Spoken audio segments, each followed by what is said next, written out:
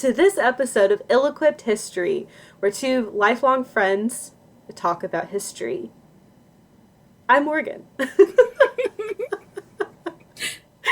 Oh my gosh, it's the end of a long day. I'm here with Emileigh, my friend. Hey. We're struggle bussing over here real bad. It's like I was doing so great, and in my brain was just like, nope, we're done for today. Listen, I almost forgot to hit record for the third time today. And then she started reading her line for the skit. It's not even my turn. It wouldn't have even been my turn at all. I just practiced beforehand and got excited.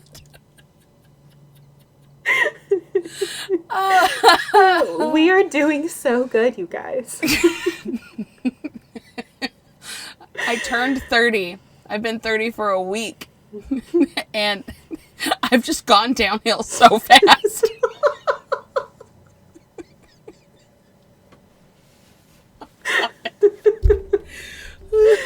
Oh, man. Okay, so let's just get into it, I guess. Yeah, we're just going to get into it. Ignore Emileigh. I'm going to talk now. I'll just be silent the whole podcast. It's fine.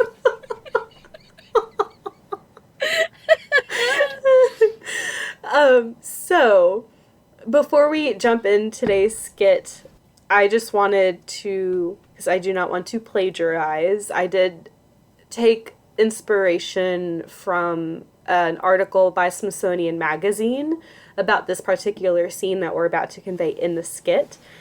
There is a link to the article in the source section of the show notes that will be posted with this episode.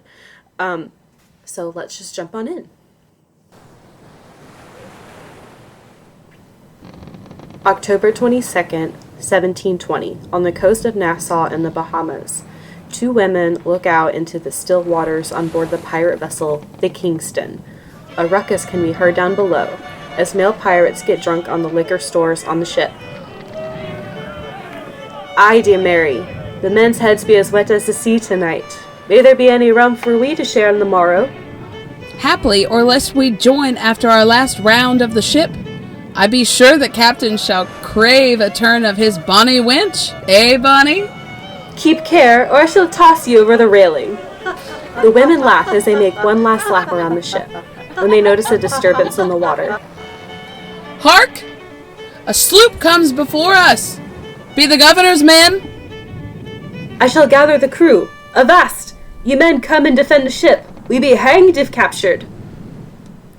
The captain and a few others stagger to the deck. However, most of the crew is too drunk to comprehend the situation. Ahoy! Ye pirates, surrender before the crown! No need for bloodshed this night! The captain answers this request by firing his gun at the incoming ship, which is answered with further gunfire. The men on the deck run back below, and the captain surrenders. However, the women refuse. Nay, I shall not go so easily with these dogs. We shall fight for our freedom. The women began firing upon the governor's men. They are the only pirates attacking. Cutlasses swing and pistol shots ring in the Caribbean air. Mary angrily shouts into the hold. If there's a man among ye, you'll come up and fight like the men ye are to be! No response from the male crew. She then shoots into the hold, killing one of them. Finally, Mary, Anne, and the rest of the crew are taken prisoner by the governor's forces.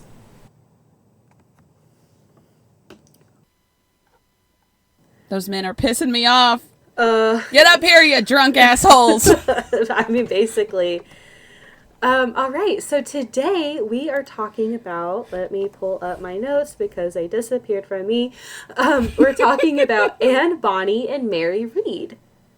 So, another quick note before I jump into my notes is a lot of the sources about Mary and Anne come from the book, like a lot of the sources reference one book called A General History of the Robberies and Murders of the Most Notorious Pirates. This book was written in 1724 by Captain Charles Johnson. This book is highly debated, and it's unclear if this is an actual historical record.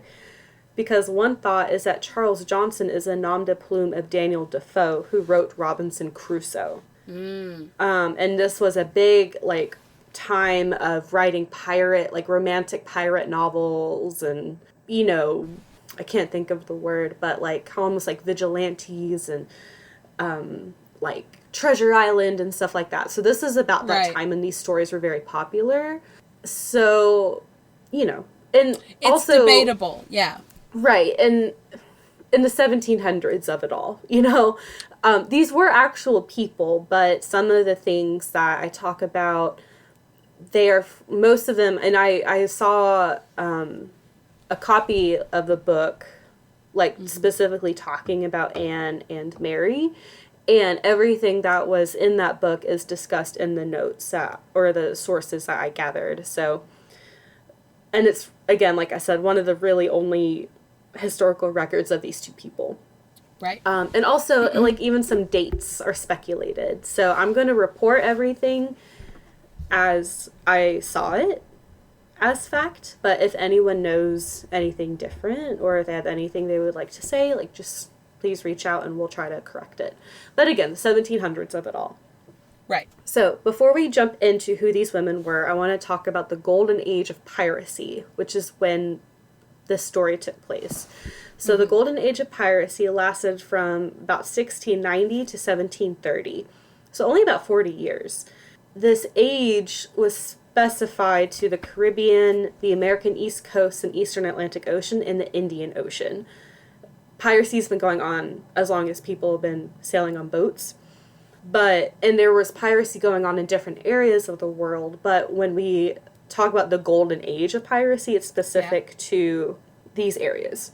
Mostly the Caribbean, the Atlantic, the Eastern Atlantic, and then the Indian Ocean.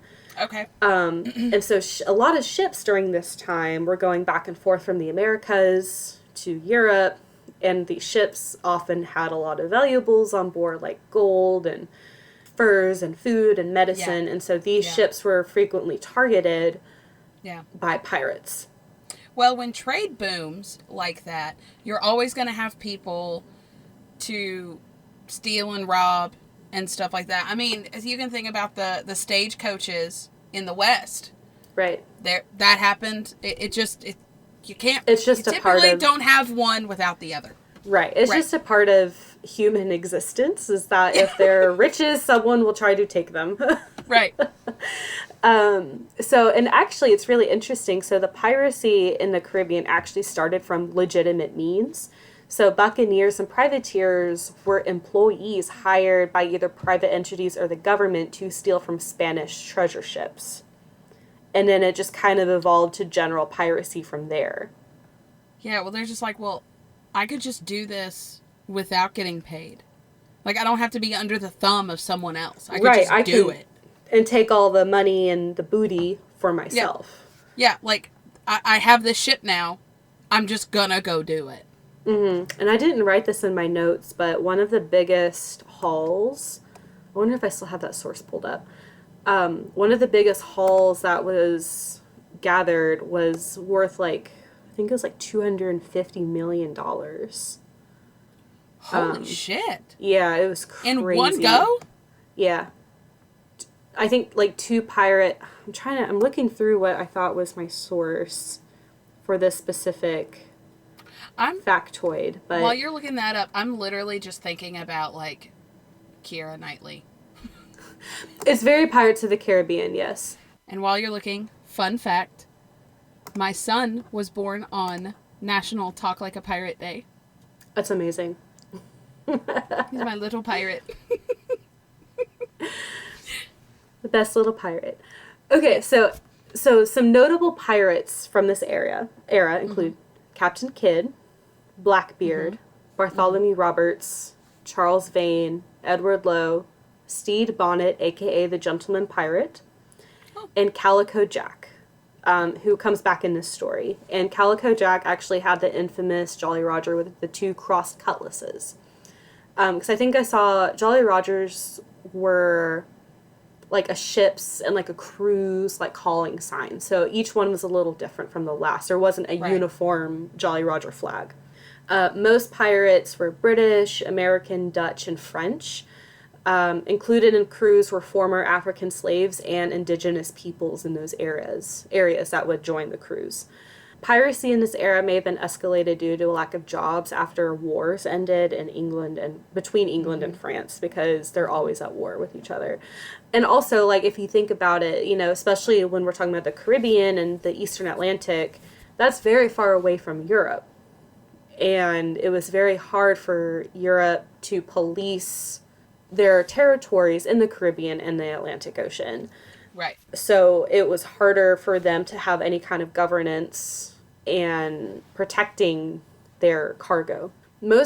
So one kind of correction from the media is that most pirates use what are called sloops, and they're like sailboats. They're not these huge, massive ships that are conveyed in Pirates of the Caribbean.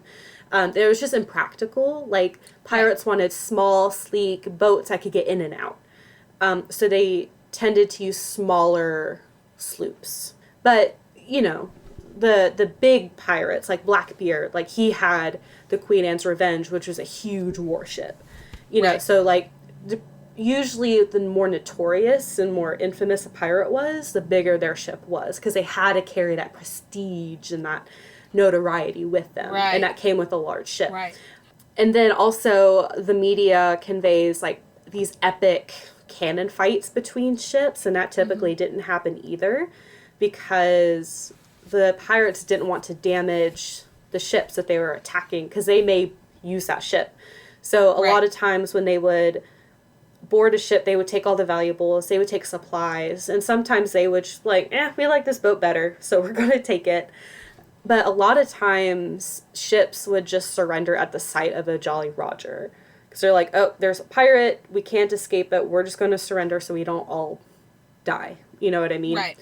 Well, I mean, I think in my head, the most historically accurate is a smaller ship would be easier to come up. The men could sneak on there easier, get onto the ship, and then that's where probably if you wanted to defend your ship, that you're going to fight more hand-to-hand combat.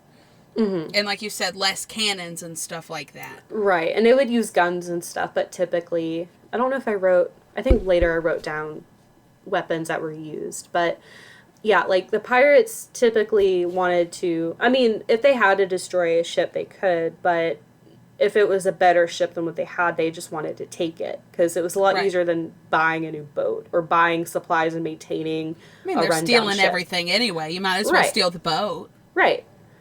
You don't have to move the treasure then. Exactly. You just if the people on board don't become part of your crew, you just throw them overboard. Yeah. So eventually there was a crackdown on piracy issued by the British government because, of course, all the piracy that was being done, like merchants and governments and all kinds of people that were getting their shit stolen from them were like, hey, something needs to be done about all these damn pirates. Like, especially in the Caribbean, like, corrupt officials, like, government officials were swapped with, like, British government employees. Pirates were given a choice to either quit piracy and accept a pardon, go to work, here's some land, buy, never do piracy again, or hang. And bounties were given on pirates as well. So most pirates took the deal. They're like, yep, all right, like, you give me a plot of land and I get to work for the rest of my life. Yeah. Again, a lot of pirates turned to piracy because there weren't any other options. Because the job market was so dissolved because of all the wars. Like, wars typically make jobs, but in peace times there are fewer jobs because there's fewer things to make, fewer things to manufacture. You know, pirate crews that did not surrender started being executed en masse. And I think one of the sources I saw said that one of the largest executions was 52 men were hanged at once. And then the bodies of those hanged pirates would be displayed in ports to dissuade any prospective pirates. And higher ranking pirates, like the captains, would be in cages and left to die there. And then their bodies would be left there for up to 2 years. Holy shit, ew! Oh, yeah. No! Oh, God! Yeah. They were like, So don't many come here things- if you're a pirate. So many things just went through. Immediately, I was just like, those poor captains. And then, again, I was like, thinking very TV prop skeleton in a cage. Yeah. No, With it's like not a raggy TV prop. clothes on. Not a TV Oh, prop. no. Oh, God. That's just the vision I had in my head. Yeah. But, I mean, yeah, that's what happened. So, eventually piracy is still around today, you know? Of course. Yeah. Yeah. But the Golden Age, and the source that I was reading was saying, like, the actual timeline is debated, but they were trying to keep it more broad to incorporate, like, some of kind of the tail ends of different eras of piracy. So they broadened it, so it generally ended around 1730. Okay. That is just the Golden Age of Piracy. That is the setting that we're hopping into in this story. So, again, I'm talking about Mary Read and Anne Bonny. I'm going to start with Mary Read. She also was known as Mark Read. So, Mary was born in 1695 in England. Her mother was married to a sailor, and they had a son. He left, and then she got pregnant with Mary out of wedlock by another man. And actually, that book, A General History of Robberies and Murders by the Most Notorious Pirates, this is a quote from that book, and I just thought it was kind of funny. The book says, quote, "The mother, who was young and airy, met with an accident, which has often happened to women who are young and do not take a great deal of care," end quote. I just thought that was kind of... She was met with an accident. Pregnancy. I've had that happen. I've had that happen before. I apparently wasn't taking enough care. Were you young and airy? I was young. I don't know about airy. So Maybe drunk. she fell pregnant, and then not long after she became pregnant with Mary, and so not long after Mary was born, the boy died. Oh. When he was an infant. And Mary was dressed up as her deceased brother, so her mother could continue to receive money from the brother's paternal grandmother. So the deceased boy's grandmother was giving an allowance to him, but it was actually Mary that was dressed up as a boy. Holy crap. Yeah. So she was raised as a boy, and the grandmother eventually died. And Mary continued to dress as a boy into her adolescence. So she actually served in the military when she was a teenager. I think when she was 13, she went to go join the British military. 13? Yeah, because this is what, like the 1700s. Yeah, I know. So, but yeah. So she wasn't like an active combatant. She was a powder boy. So she was like supplying the cannon powder on a British man-of-war. Okay. Which is a big old ship. It's a warship. And then after that, she went to go serve in the Army of Flanders in Flanders, which is like a Dutch area. So while she was there, she met a fellow soldier, and then she like revealed herself to him. And at first he was like, "Will you be my mistress?" And she was like, "No, I won't sleep with anyone who I don't marry." And he was like, "All right, well, let's get married." And so they did. And then they opened an inn in the Netherlands. Oh. And then he died. Can I backtrack for a second? Yes. This girl was going through puberty in war. Just wanted to throw that out there. Yeah. That sounds horrible. Yep. Disguised as a man. Yep. So after her husband died, and I don't even know how, like, I didn't get dates for when this happened, so I have no idea how old she was when she got married, Okay. or how long they were married for. It's just, it's in that book. They got married, they opened an inn. I can't pronounce what it was called, but let me look it up. There's a lot of stuff I just didn't write down because I'm the worst. But it was called, The Three Horseshoes. Oh, that's what kind it of a was cool called. name. What happened to the fourth one? I don't know. Got lost, I guess. It's a three-legged horse. So after Mary's husband died, she returned to living as a man, and she became a sailor during the Golden Age of Piracy. She became a buccaneer, and then her ship was captured by pirates, and she became joined the pirate crew, but it's unclear if it was her choice or not her choice.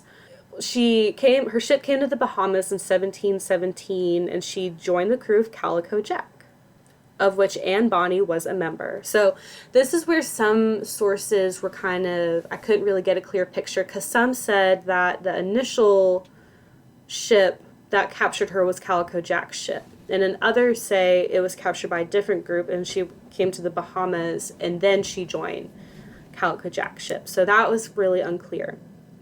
But she ended up meeting Anne Bonny here. So now we're going to talk about Anne Bonny. Okay. There's a little bit more about her. Okay. So she was born, dates unclear, but generally it's expected that she was born in 1698 in Ireland. She was the illegitimate child of William Cormac, who was a lawyer, and his housemaid, Mary Brennan. So allegedly, she was also dressed as a boy and was sent to live with a relative. But eventually, the situation was found out, and so her father separated from his wife, and then he and her mother immigrated to Charleston, South Carolina, where she was raised. Okay. Her mother died of typhoid fever when Anne was 13, which is, it's not funny, but Mary was 13 when she went to go join the military. Yeah. And Anne was 13 when her mother died. So I just thought that was interesting. Yeah. And they're only 3 years apart. So they're very close in age as well. So when Anne was 20, her father tried to betroth her into marriage. And she was like, nah. And she ended up marrying a sailor named John Bonny. And they moved to the Bahamas. Mm-hmm. And her father disowned her because of this. Her husband became an informant for Woodes Rogers, who was the governor of the Bahamas. And he was actually a privateer at one point. And he was a big, he came up in a few places. He was a big guy trying to crack down on piracy. Right. He was actually he was a governor that was transplanted from England to the Bahamas to replace a corrupt official. So Anne was reportedly a saucy lady, not a good wife. She, according to the book, she spent her time getting drunk and sleeping with pirates. Oh. And so eventually Anne left her husband and began an affair with John Rackham, better known as Calico Jack. Okay. And actually, one of the sources I saw said that Jack offered to pay, because 1700s of it all, he offered to pay John Bonny money to get him to separate from Anne, and he refused. But Anne was like, she just abandoned John Bonny and joined Calico Jack's crew. Oh. So one story says that she got a mannequin and smeared it with fake blood, and a passing cargo ship was coming by, and they saw Anne axe the mannequin, and they immediately surrendered and gave over all their cargo. Ooh. Which I thought was kind of funny. Ooh, that's smart.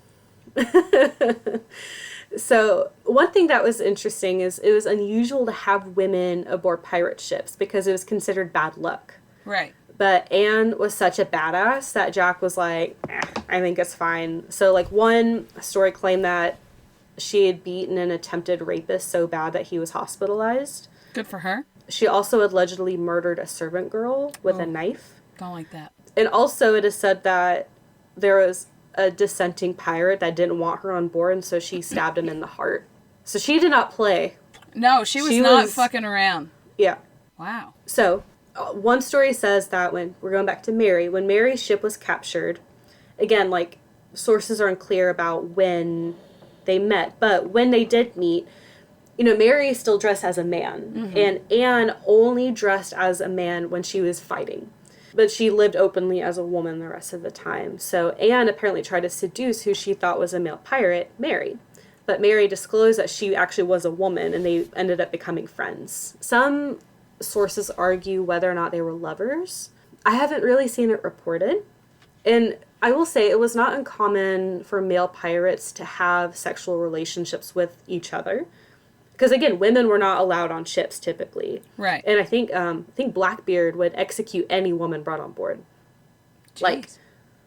No women, like I said, it was considered bad luck. And so the pirates would typically have sexual relationships with didn't each know other. that. And it was not I seen guess it as, makes sense. yeah. And it wasn't seen as, like, taboo or anything like it probably would be anywhere else. So I would say it's not completely out of the realm of possibility, but I don't want to say, like, yeah, they were gay lovers when that may not be true. Right. Right. Because Anne was Calico Jack's lover. Like, they were lovers, for sure. And actually, Jack became jealous of Mary's and Anne's friendship and tried to, like, sneak into Mary's bunk and kill Mary. But she revealed herself, and she revealed that she was a woman. And he was like, all right, cool. Oh. That's fine. And actually treated her as an equal. Oh. And then I thought this was interesting. So Mary allegedly, so she kept her identity a secret as a woman. Right. I think at one point it got out, but it's unclear about when it got out. But apparently she fell in love with a crew member who was a carpenter. Right. At one point he was challenged to a duel, and in an effort to protect him, she dueled the challenger and killed him. Like, killed the challenger in a duel. She's a badass. So, yeah, Mary and Anne had a reputation. Yes. They were ruthless. They swore. They were shameless and extravagant. They drank heavily. They fought together. The Smithsonian Magazine describes what they wore as billowing jackets and long trousers and handkerchiefs wrapped around their heads, wielding a machete and a pistol in either hand. So, nonetheless, they were, like, fighting together. I know what we're going to be for Halloween this year. Mary Read and Anne Bonny? Yep. We've already were pirates. We're going to be pirates again. But I want to be more historically accurate pirates. Okay. Not Kmart pirate costume. That was college fund pirates is what that was. I got a little more money now. Actually, I made a Captain Morgan costume a few years ago. I thought, because I was like, what am I going to be for Halloween? Oh, duh, Captain Morgan. Duh, you're Morgan. Yeah, I know. Anyway, the crew did very well in 1720, and so Mary joined the crew in 1720, right, like earlier that year. And so during 1720, they were doing great. They were capturing fishing boats, sloops. Mary and Anne led a charge on a schooner, and then they released the prisoners 2 days later. Like, they were just kind of taking names, hauling booty. Yeah.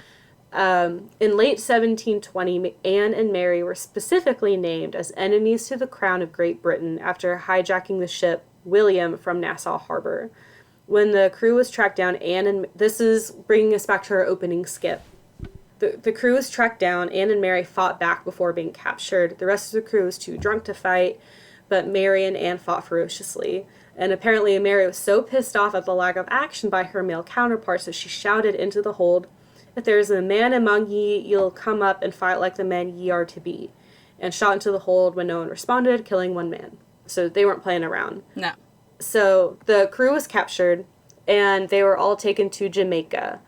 And the male pirates, they went on trial and they were all hanged in November of 1720. Jack wanted to see Anne one last time before he died, and she said to him, "If you had fought like a man, you need not have been hanged like a dog." Damn. Yeah. No sympathy whatsoever. So all the male crew, including Calico Jack, were all executed in 1720. On November 28th, Mary and Anne went on trial, and they were sentenced to death as well. But their executions were postponed because they both claimed they were pregnant. Oh. But unfortunately, Mary died very shortly after, in April of 1721, at the age of either 25 or 26 due to fever. And she was buried in Jamaica. Anne was released shortly after, maybe because of her father. The rest of her life is very not documented at all. Like, it's literally, allegedly, she returned to South Carolina, she remarried, lived a normal life. She died in 1782 at the age of 84. And that's the rest of the story. That's really all I could find. Like, I looked up many different sources to try to get some more information, and there's just not a lot. Yeah. And even everything that I found may not be historically accurate because it may have been written by Daniel Defoe. No one knows. Right. There is a documentary series. I think it's on Netflix. Nick and I have watched it, but it's not just about those two. It's about the Golden Age of Piracy. And what you described, it probably did just go off of that book too, but it is really nice. We haven't finished it. I think we've started it twice and ended up getting like 3/4 of the way through the series. It's like a short series. But I do remember a lot of those names, so that's really cool to have, I guess, a little bit more detailed descriptions. But it is a good series. You should check it out. Our listeners should check it out. What's it called? I don't know. I that forgot. face that you just... Sometimes I wish this was like film so you all could see your faces, and then most of the time, like, no, you guys don't ever want to see my face. Yeah. Well, you know, you're in like a cute room with like signs behind you. I'm in my closet, guys. Mostly because the clothes dampen the sound, and I have a walk-in closet in a corner that wasn't being used. So, yeah. And it works out really well. Yeah. But y'all don't want to see my closet. You know? That blanket behind you is giving severe, like, 1996 vibes. Is it, I got it from my mother-in-law, and it's just giving nostalgia. Obviously, y'all can't see. I have a blanket covering up part of my closet to dampen some noise. And it's like... It's very maroon. Maroon and green and tan, and it's like a quilt, but it's not a quilt. It's definitely a 90s queen-size comforter that has seen better days. But you know what? It's doing its job. That's okay. It's called, the show, Morgan and everyone, The Lost Pirate Kingdom. Okay. It came out in 2021. Okay. And they did a really good job. There are 6 episodes. Okay. All about 45 minutes long. Yep. Okay. Definitely watch it. You'll get, you know, at least something visual to what we spoke about today. Sure. Yeah, and, you know, watching pirate stuff is cool. I'm just going to talk about my sources really quick. Yeah. So I got a lot of stuff from Britannica.com. I love the Britannica Encyclopedia. Thank you so much for funding all of my research. The Smithsonian and Smithsonian Magazine. AmericaInClass.org. That's where I got the PDF of the 1724 book. It's just like a few pages, but it talks about Mary Read and Anne Bonny and a little bit about Calico Jack. Worldhistory.org and rmg.co.uk. That's where I got some information about the Golden Age of Piracy. Right. So those are my sources. I didn't watch any. I didn't have time because I finished this like an hour before. Yeah, we started recording, so I didn't have time to watch any documentaries because I've been dealing with my own things. Aren't things fun? Yeah. My left side of my face is swollen, so I've been dealing with that the past couple days. So yeah, I the day of recording, I nearly broke my toe. I don't know if we mentioned this in the last episode, but we've had a day, Morgan. Yeah. Like we texted each other this morning, and we're like, what's happening this morning? Yeah. Silent scream. Oh man. Yeah. You know what? I will take my swollen eye over your broken toe any day. Yeah. At least this doesn't hurt. Oh my God.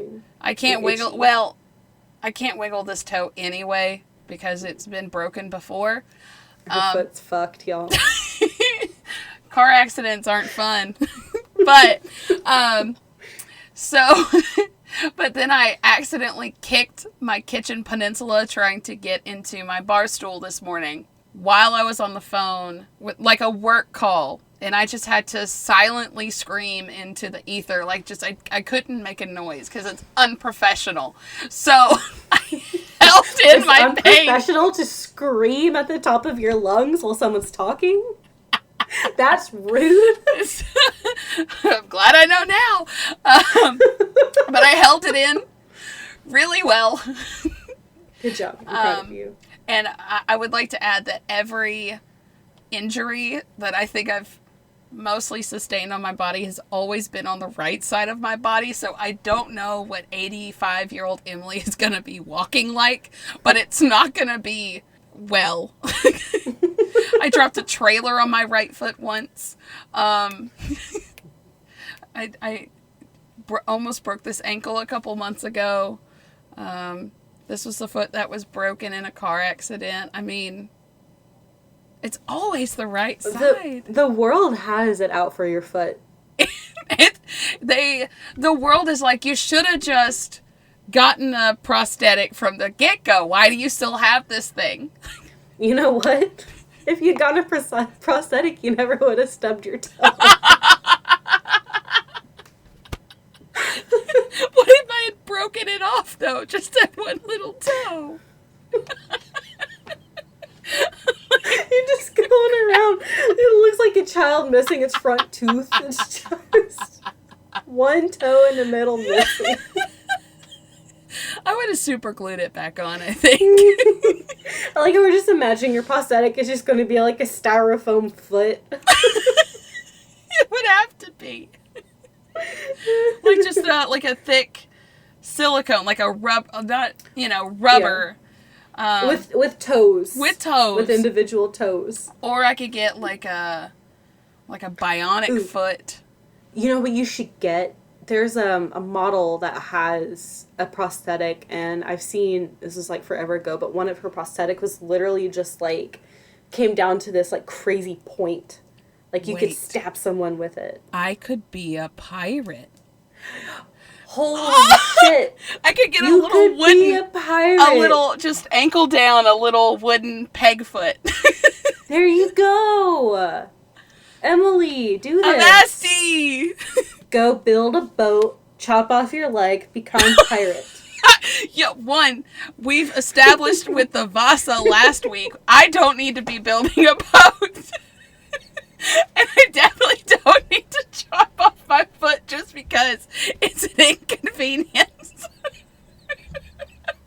But I don't know if you stub your toe like that again, you just might want to. Just get tired of it and just forget it. It's gone. Hack it off. Oh my God. I'm considering it though. Do you think insurance would cover it?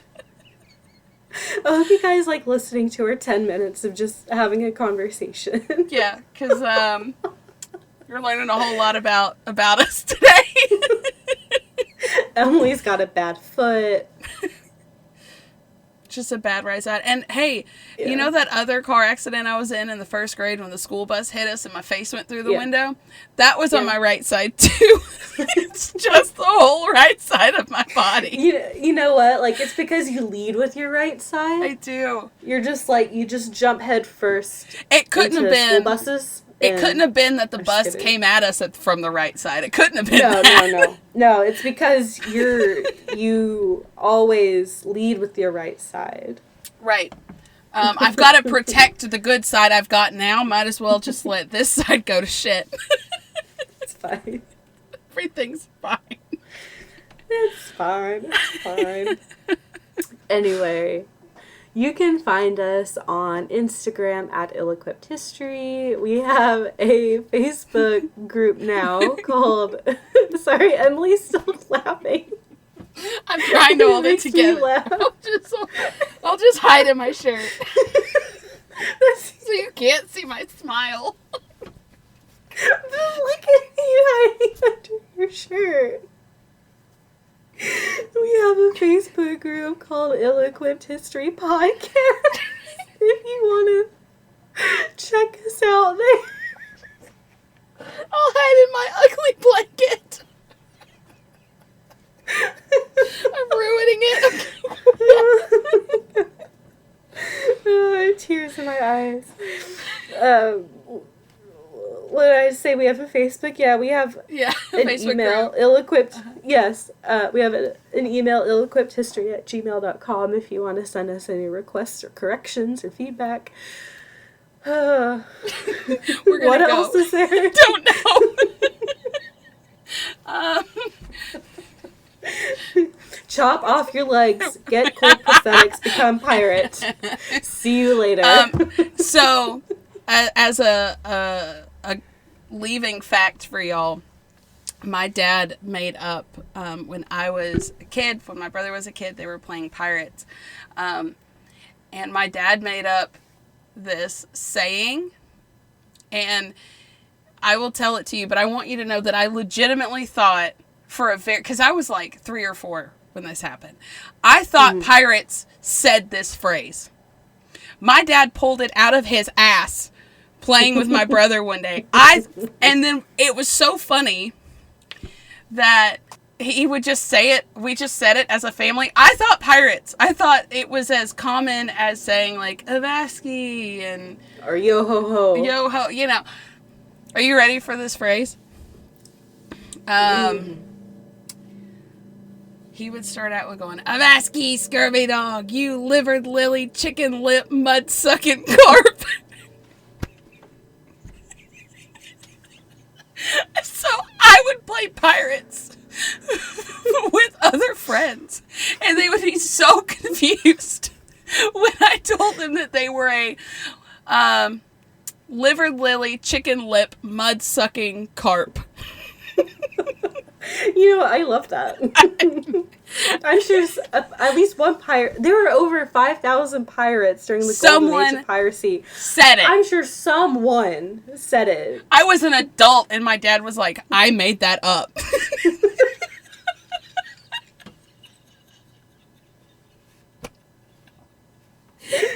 But I can't be corrected now. Pirates said that. Obviously, yeah. Yep. Okay. Oh, anyway. Hope you keep listening. Yeah. Thanks for tuning in. Yeah, appreciate it. We release Thursdays. Every Thursday. And like and share us. Let other people listen to this craziness.